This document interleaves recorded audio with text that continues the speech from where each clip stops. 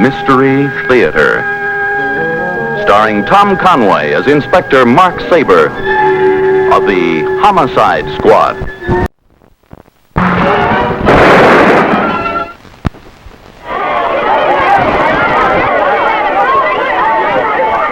Wait a minute, hold your seats, ladies and gentlemen. There's been an accident.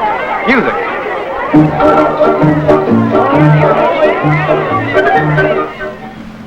Look, Mark, it's almost midnight. My birthday's practically over.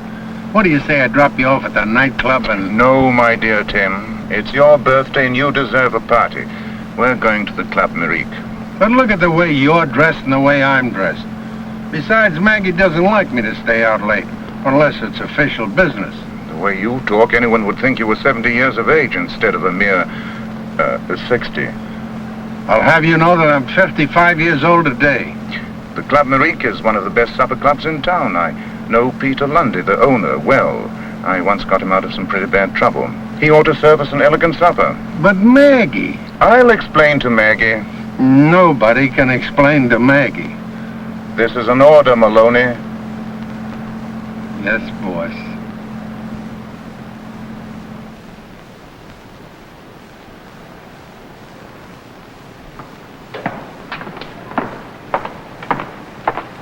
Just a minute. The club is closed. But I have a reservation. Sorry, Bud. It's closed on account of police business. Who you calling Bud, rookie? Who you calling rookie, Bud? One more crack out of you like that and you'll be patrolling San Fernando Valley on a bicycle. Oh, yeah? I just love guys who threaten the police. Take it easy, Tim. This young man's only doing his duty. Thanks, mister. Inspector Mark Saber to you, rookie, and I'm Detective Sergeant Timothy X. Maloney. Sorry, sir. I didn't expect to see you here so soon. What's been going on? Well, there's been a murder inside, sir. The singer was killed. Let's go.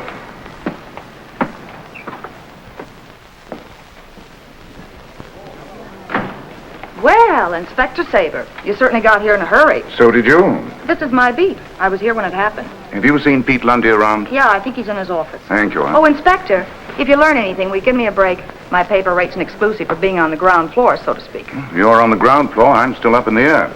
Go on, Sergeant. Inspector, I'm certainly glad you're here. How are you, Sergeant? Come on in the office. I'd sooner take a look around first. Exactly what happened? Well, Molly was about to start a number, a shot rang out, and she fell dead. Do you know of any reason why anyone would want to kill her? None. None at all. Everyone loved Molly. She was good-hearted, a talented girl. It'd be a great loss to me. You mean, in a business sense? Well, I wouldn't put it that way. Inspector, Lieutenant Schooler's here. Suppose I get the dope from him. Yeah, go right ahead. Has the weapon been found? Well, that's the mystery, Inspector. The gun's disappeared. Every patron's been searched, every inch of the floor, too. Take me to Molly's dressing room. All right, this way.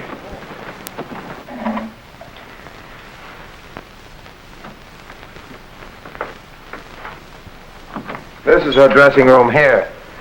What are you doing here, Mason? Just looking for something. What?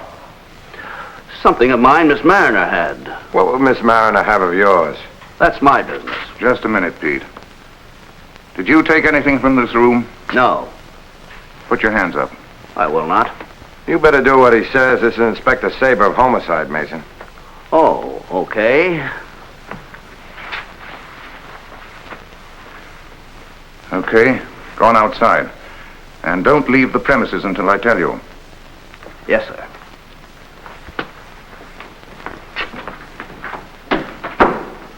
What's he do here? Oh, he's just the bartender. I wonder what he's up to. Have you ever seen him with Molly? I mean, outside of business? No, I don't think she even spoke to him except to say hello. Letterbox. No letters in it. Girl like Molly might have gotten quite a lot of letters. Thanks, Pete. Maloney and I will come to your office later. All right. I want an immediate check with the FBI on that bartender called Mason. Did you talk to Lieutenant Schooler? What did he say? He said that every foot of the place has been gone over with a fine-tooth comb. He can't find the gun. What about the bullet? Coroner extracted that. Ballistics say it came from a .32. Hit her right in the heart. She died instantly. And the angle of fire? From high up. Maybe the balcony where the electrician stood during the show. Did you check the electrician? Good family man, respectable. Wouldn't have a motive in the world. Said he saw nobody on the balcony during the show. Oh, hi. How are you? Well, Mr. Cornwell. Remember me? I'm Inspector Saber. This is my associate, Sergeant Maloney. Yeah, I remember you. How are you? Did you want anything in here? No, I was just passing, and I thought I heard voices. How well did you know Molly? As well as any band leader gets to know the star of the show. Just professionally, huh? Well, that's about it. Well, we were just leaving. So was I. You better lock up, Tim. Molly seems to be having as many visitors after her death as before. I did not try to double-cross you. When a girl has a chance to make more money, she'd be a fool. Make more money for you, you mean? You gave me your word when I hired her. You wouldn't take her away. But this was her big chance, a Broadway musical. I am her agent, you know. I was the fool not to nail you down in writing. Let's drop it. Inspector, you know Jack Dean, the agent. Molly was his client. It was a terrible blow, Inspector. Terrible. Molly was a wonderful girl. Have you any theories about her murder? You were her agent, so you must have known something about her private life. Her reputation was as clean as a whistle. Never got into any trouble or scandal. I can't figure out who had it in for her. You were here when it happened, weren't you? Sitting at ringside. I'm still shocked by the whole thing. I'll be back early tomorrow, Pete. Don't have the place cleaned up, just leave everything the way it is. Sure thing, Inspector. Is there anything else I can do? Will you give me a ring? You'll hear from me. Okay. Think they overheard our argument? I hope not. Oh, Inspector, mind giving me a moment of your time? Not at all. There's something I'd like to ask you. What is it, Miss Ridgely? You still up in the air about the murder, or do I get an exclusive? I'm still up in the air. Aren't you a little late getting back to your paper? Oh, I might miss the Bulldog edition, but it's worth it to get an exclusive interview with you. Come on now, give. I'm sorry to disappoint you. This is a nice little contraption. How do you open it? Don't open that case. Give me those letters. You've got no right doing this, Inspector. These are all addressed to Molly Mariner. They're the letters missing from her stationery box. So that's what the bartender was after, but the light-fingered press got there first. Letters, you know, are the property of the sender. George Bernard Shaw proved that in court. Miss Ridgely, I could hold you on a charge of theft or withholding evidence from the police. I was just doing my job as a newspaper woman. I can imagine. My darling beloved. A redundancy, wouldn't you say? Signed Corny. So Cornwell was in love with Molly. Well, Leela, are you going to play ball with me, or do I book you as an accessory after the fact? And let me remind you, the fact is murder. What do you want me to do? Tell me all you know about Molly Mariner. It's your job to get around these night spots and keep your ears open. What's the dope? Well, I think Corny was crazy about her. That's obvious. And Pete Lundy resented it. He was kind of soft on her, too. I suspected that. What about Jack Dean, the agent? All I know is Dean and Lundy were feuding. It seems that Dean had signed Molly to a Broadway show, and Lundy was sore about it. Very interesting. I'll keep these, and you'll hear from me. Now, do you want to lift your paper? Please.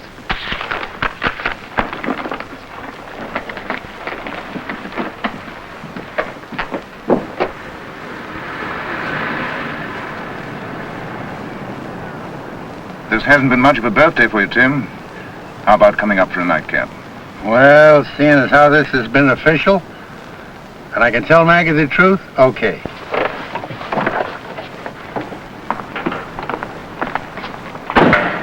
What are you doing down here at this time of night? Well, sir, I washed up all the dishes, and I swept up good, And I laid out your pajamas, and, And what?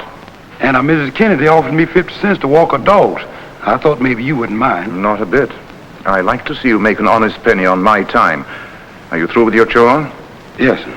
Then call your dogs and come upstairs. We're having a little celebration for the sergeant. It's his birthday. Well, congratulations. You mean, congratulations? Oh, yes, sir, that's it. Thanks, Corpus. Now, what kind of whistle is that? That's a dog whistle. That's right, Tim. It's pitched too high for the human ear, but dogs hear it's a long way off. Blow it again, Corpus.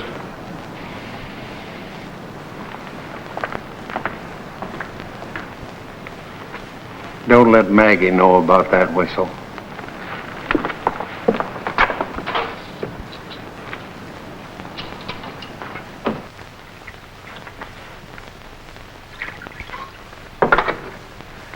Well, Tim, happy birthday. Thanks. You know, Mark, this case is a real puzzler. No weapon, no motive, and no suspects. In a sense, you're right. But now we know that at least 4 men were interested in Molly. Pete Lundy, the nightclub owner, Jack Dean, her agent, Corny Cornwall, the musician, and Mason, the bartender. Yeah, but why should any one of them want to kill her? Take Lundy. He's a tough citizen underneath all that fine tailoring. Maybe he didn't want to lose her to a New York musical. And Corny, well, perhaps she didn't return his love. Then why did she keep his letters? Some women like to keep love letters. You never know when they may come in useful. But where do the agent and the bartender fit in? An agent isn't going to kill a client that makes her money. And why should a bartender shoot anybody he didn't even know? That's a puzzler, Tim, I agree. But what do you say we forget the case for tonight? Corpus, Yes, sir. come here. No birthday's complete without a song. Oh, but I got a voice like a crow. I know, that's why you're not singing. Corpus, you remember what we practiced? Yes, sir. A serenade to the sergeant. Yes. Here's your key. Now, for he's a jolly good fellow, for he's a jolly good fellow. Wait a minute. Who's out of tune, you or me? This is me, boss. Oh, let's start again. For he's a jolly good fellow, for he's a jolly good fellow, for he's a jolly good fellow. Now, how did that bust? Get me another one, Corpus. Yes. That's Caruso's old trick. He'd get the pitch of a glass, sing loud, and break it with his voice. Tim, you should have studied physics in school. I should have studied something like that. Thank you. I'll clean it up right away, sir. First the dog whistle, now the glass. What am I going to learn next? I wouldn't be surprised if you learned who killed Molly Mariner. We'll return to Mystery Theater in just a moment.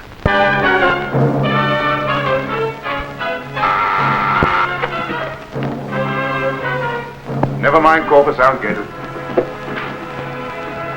Good morning, Inspector. I hope I'm not too early. You know, Miss Ridgely, I do have an office downtown. I know, but you're never there. Besides, this isn't business. It's personal. Oh. Won't you sit down and have some coffee? Thank you. Corpus, another cup. Yes, sir.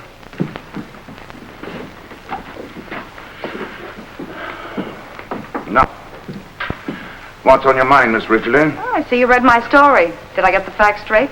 I didn't read it. I just glanced at it. As for the facts, you probably know as much about the murder as I do. Maybe I know a bit more. Like what, for instance? Well, there's a rumor around that Molly Mariner was married. Very interesting. To whom? The rumor stops cold there. But I know one thing. She wasn't married in California. I checked. That leaves only 47 states.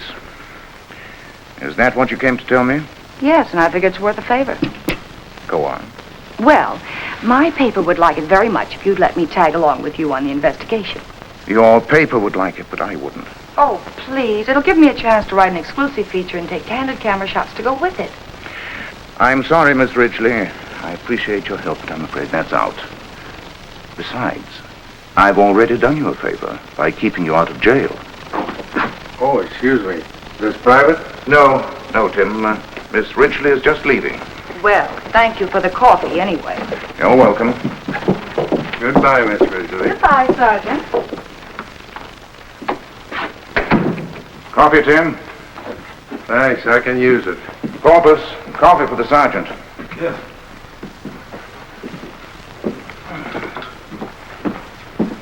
Good morning, Sergeant. Good morning, Corpus. What's the matter? No sleep, that's what's the matter. I told Maggie once, I must have told her 100 times I was with you on official business. Did she believe me? No. Never mind, I'll call her. Hurry up and drink your coffee. We've got work to do at the Club Merique.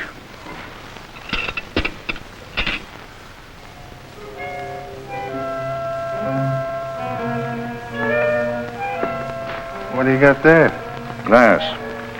Thin piece of glass. Looks as though it might have come from a bulb. That's for the lab, unless we can figure things out for ourselves. I also found this empty .32 caliber shell. Must have been fired and ejected from an automatic.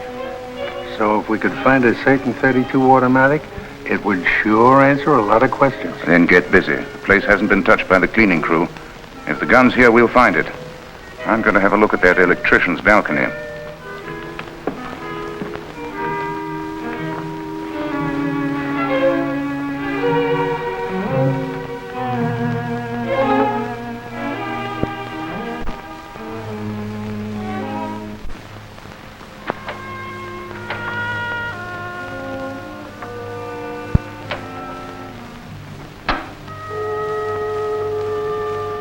Hey, Tim.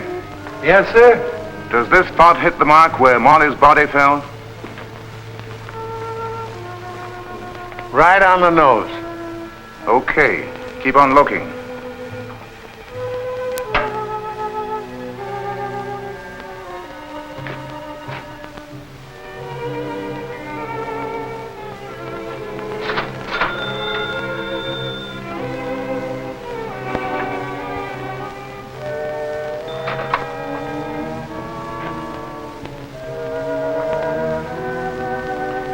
Hey, Mark, I found one of those dog whistles like Corpus had. Where? Right here on the back bar. Maybe the bartender was wetting his whistle. Forgive me, will you? Very funny. Stand by while I lower the chandelier, will you?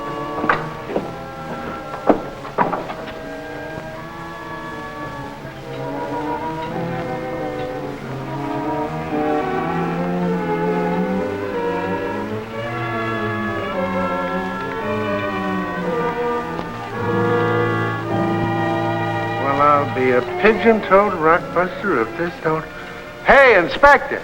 Coming. Get a load of this. Very neat. Very ingenious. That's a devilish device. Take a good look, my friend, and learn some more about physics. Notice the automatic and the tuning fork? Trigger's been filed down to a fine point, making it a hair trigger. Before I explain further, get on the phone. Have Jack Dean, Pete Lundy, Corny Cornwall, and Jim Mason come down here. And right in back of them, I want our homicide boys. Okay, Mark. Hurry.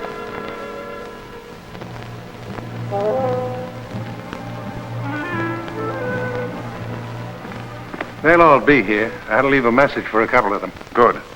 Now let's continue with our lecture. First, we carefully put on the safety catch. Now, give me that whistle.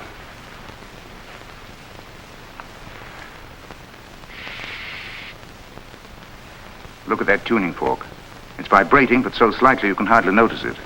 In other words, you blow the whistle, vibrate the tuning fork, and set off the hair trigger. Right. Go to the head of the class. But how about aiming the gun? Elementary, as a famous predecessor of mine used to say. See that spotlight? Yeah. It's fixed. Molly Mariner sang under it every night in the same position. The gun was aimed at that place. What a contraption. It is indeed. Then the guy who knocked her off is a scientist. And there ain't a scientist in the bunch. A nightclub owner, a bartender, an agent, a musician. Say, a musician. He knows about tuning forks. Maybe. And the bartender knows about glasses. Like the glass that busted in your apartment. Vibrations, wasn't it? That's right. And an agent always seems to know everything about everything. So the only guy in the clear is the nightclub owner. And he probably did it. I'm going to reload this and rig it up again with a tuning fork. You go up to the electrician's balcony and stand by to hoist the chandelier.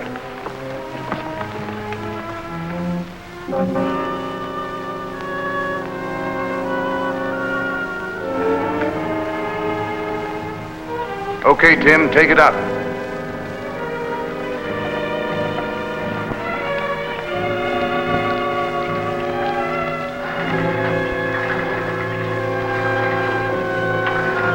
Right, tight off there.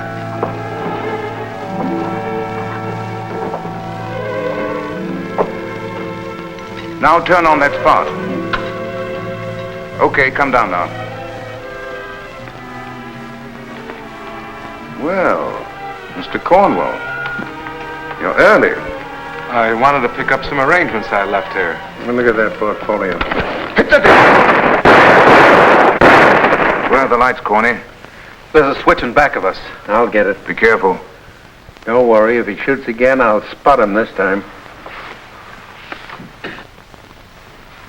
You stay here, Corny. There be a clay pigeon? It wasn't you they were shooting at. What's going on here? When did you get here? Just now. Anyone pass you? Oh, why? Hello, folks. Why the artillery? Somebody was shooting at us. Check and see if our homicide boys have got here. You get up to your balcony and turn off that baby spot. Now, gentlemen, this way, please. That includes you, Corny. Now listen. I know how Molly was murdered. And one of you knows I know. I've rigged the same device with new bullets. And the murderer knows what I'm talking about. You men form a tight circle right here. Okay, up there, turn it on. Well, come on, boys. Huddle close together. What's the big idea? Yeah, I'm not so sure you can do this, Inspector. I don't like this. Yeah, neither do I.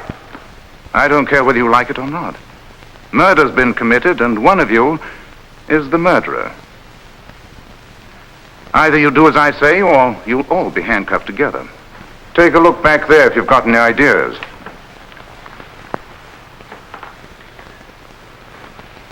Thank you, gentlemen. You see this? It's known as a dog whistle.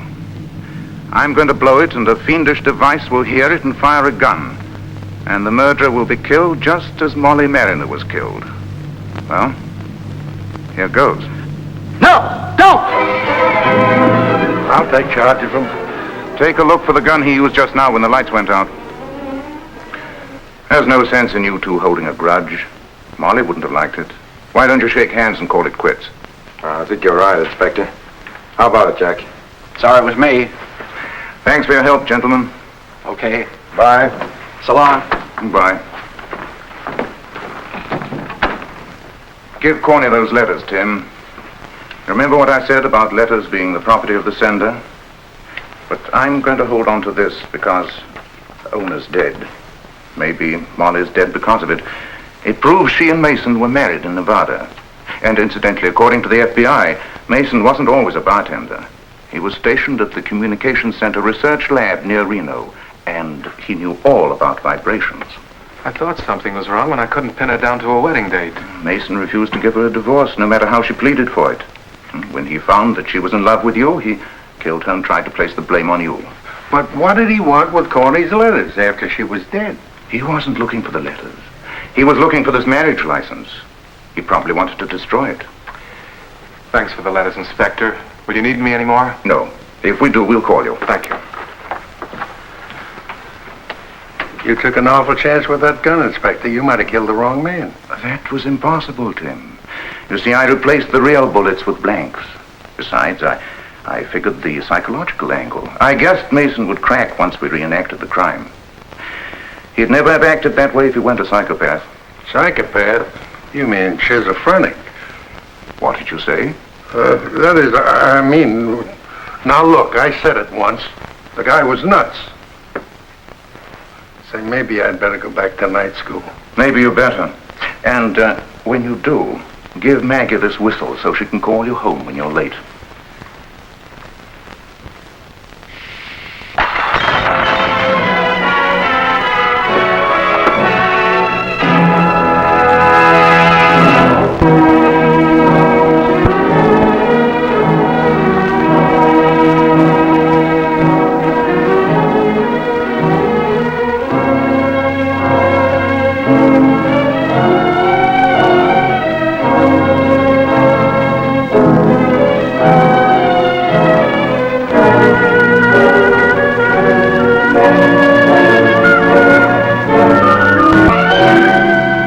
Join us again next week for another exciting adventure with Inspector Mark Saber of the Homicide Squad.